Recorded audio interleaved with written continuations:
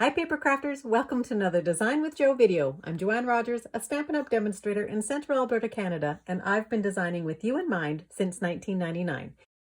Today I've got a really quick Jo tip video for you, one that I think will make your crafting life just a little bit easier.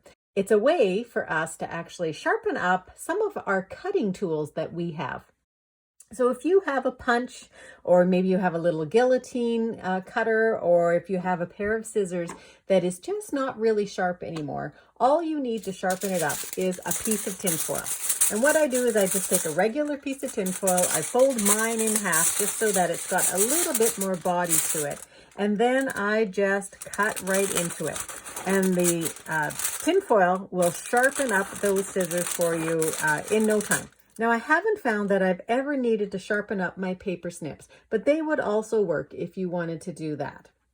Then, if you need to sharpen up a little guillotine cutter, you can just put this in, maybe make it a little bit smaller to stick in there. And one nice thing about our tin foil is that it folds up really, really flat. So I'm just going to cut a bunch of these. Again, every time that it comes through that tin foil, it is sharpening. Now, if you have a punch that needs a little bit of sharpening, all you have to do is insert that right into the tin foil and punch it out. And you might need to just tear that off a little bit because it is pretty delicate, your tin foil. But I usually go for one, maybe 3 layers of tin foil for doing this. And just do that a few times until you see that it's cutting your paper a little bit easier. So I hope that's a way that you can get a little bit more life out of your crafting tools. Thanks very much for joining me. I hope you find the tip useful.